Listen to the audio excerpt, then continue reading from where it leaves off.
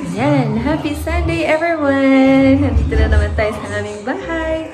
Ayan, napaka-araw sa labas. Sobrang taas ng araw. Ayan si Coco. Ayan, naglalaro. Say hi, Coco! Hi, guys! Hi, guys! Ayan.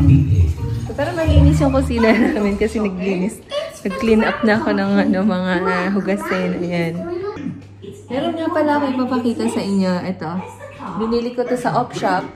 Opshop is parang ukay-ukay, pero mga, hindi lang damit, na pati mga items na kagaya niya na bibili doon.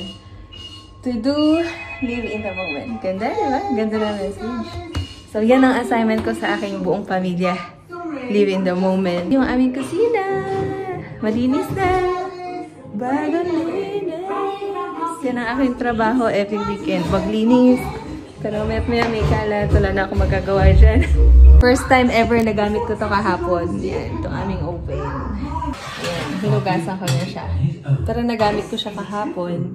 Isa pala siyang Bosch.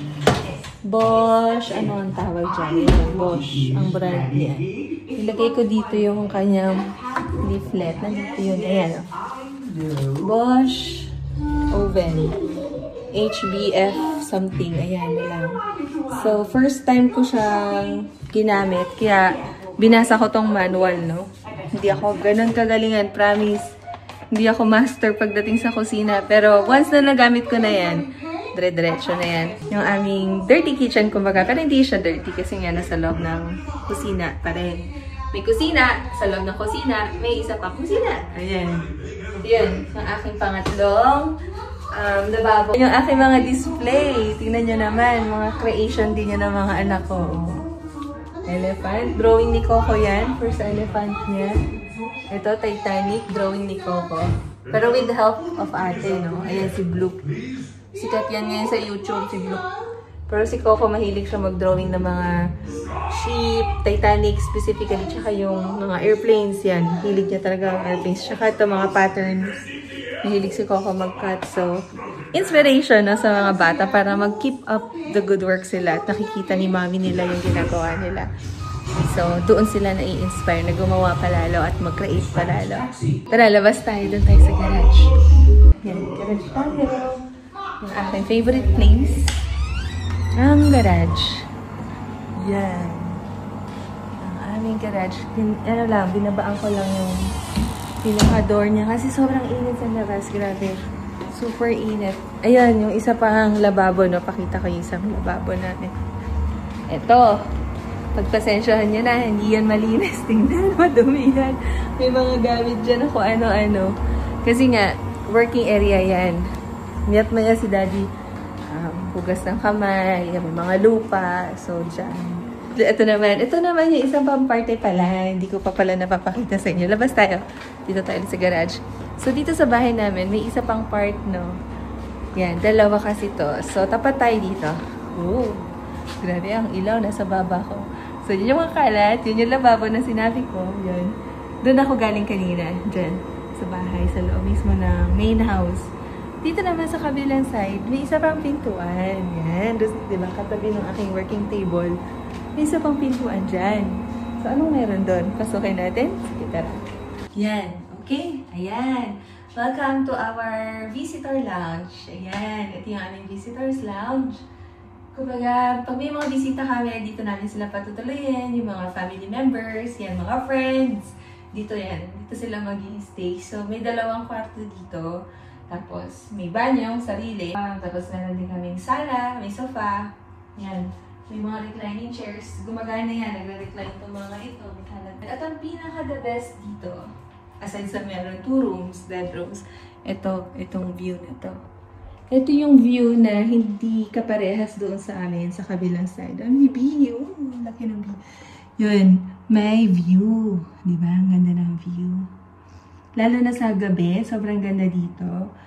Kaya kapag may mga bisita kami, for sure talaga matutuwa sila magstay dito. Kasi nga, may sarili silang privacy. Yan, may sariling kwarto.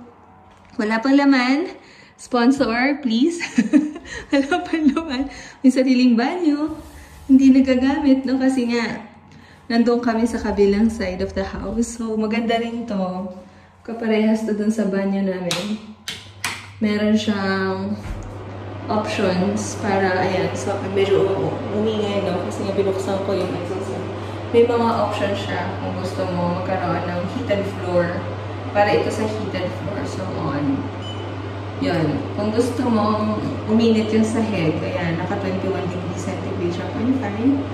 So, up, pwedeng up, painitin pa. Yan, umiinit na yung floor. Umiinit na yung sahig. So, yun siya, no? Kasi bakit may ganito? Kasi kapag winter, grabe yung lamig dito, no? Hindi naman sobra, hindi nag-yellow, pero malamig talaga. Okay? Para comfortable. Tapos ito, ganun din. Yung ano niya, sa namin, dipindot. Yun. Tapos yung shower niya, para sa mga hotel, ganun din, parehas dun sa mga shower namin sa loob ng house. Yan, may ganun. May rain shower. Tsaka yung may handheld shower. Tsaka ito. May isa pang gripo. Ito, gripo ito. May water dyan na bumabagsak. Pag gusto mo ng, for example, gusto mo magbalde. O, di ba? Maligo ka na nakabalde. Yun, may option. So, ito, may fan, exhaust fan. Tsaka may heated lights na spa-like experience. Ayun siya, sa taas. Yun. Yun. Init yan, sobra. TV silang sarili. Yan. Tchadan! At yun, oh, diba? May mga design na, may mga flowers. At ito nga pala. Yan. Yan yung part na hindi pa namin na tatanggalan ng damo. Yung taas na yan. Sa may loob ng cage. Yan. So, ang plan namin dyan is gawing vegetable area siya. Or fruit area. Maglalagay kami dyan ng mga tanim. No, kasi nga naka-ano naman siya, caged. So, yan. Ayun si Coco, hinahanap niya ako. Coco, don't go outside kasi ang init sa labas. Ayun, buti ko. Kasi nga, gustong lumabas, sobrang init. Pakita ko sa inyo yung labas para makita niyo kung gaano siya kainit. Ito. Sobrang init, grabe. Kaya, hindi siya advisable para kay Coco na maglaro sa labas. So, sarado na natin tong garage, okay? Okay! There you go. Didilim na yan. Okay! Oh, so dark. There you go. Yan. Tara. Pakita ko naman sa inyo yung project ni Daddy no ngayong Sunday. Ayan, may nakikita akong wasp. Alis tayo dito kasi ayoko ng wasp. Ayun si Daddy! Pamarating na si Daddy! Ayun. Kita natin siya. Sakto, paparating na siya at nandiyan na rin si Coco. So, hi, Daddy. Ayan. Nagpa-park na siya. The maneuvers! Hi! Ayun. So, meron na naman siyang binili para sa project niya. Bumili siya ng seeds. Anong binili mo, Daddy? Seeds ulit. Seeds para sa? Yun. Oh, para sa kanyang project. Saka bumili ngayon? Baning sa kanini. Takanini. Malaki din. Oh? Ay, may bago na naman siyang tina-target. Nabilihan. Marami ng damo. Tumutubo na. Nakakatuwa. Ayun, oh. Doon niya dinadala yung kanyang mga lupa. Kasi nandun na siya sa gilid. Nasa stage 3 na siya ng paggawa ng damo. Patingin nga ng ginagawa mo dyan. Let's see. Punta tayo dito sa gilid. Anong ginagawang project ni Daddy dito? Dan, dan, dan, dan. Wow! Andito na siya sa lugar ko. Kung saan ako nagsasampay. Yan. At buti nagtira siya ng space doon. Kasi nga may nilalabahan pa ako. Magsasampay ako ng bedsheet. Ayan, mamaya. After ko nito mag-vlog, isasampay ko na kasi narinig ko na yung washing machine. Tumunog na. Yan. Ganda. Ang daming bumabati nitong grass na to. Ang gandang tingnan. Saan tayo pupunta? Santa Parade in Pocono!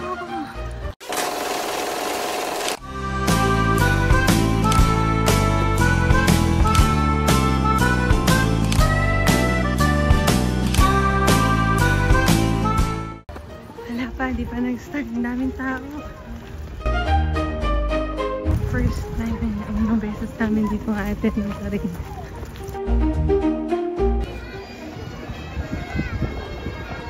O, dito lang tayo sa gitna. Matagal, Hindi dito tayo na pupunta tayo. din. Dadaan naman sila dito lang. Kaya nga.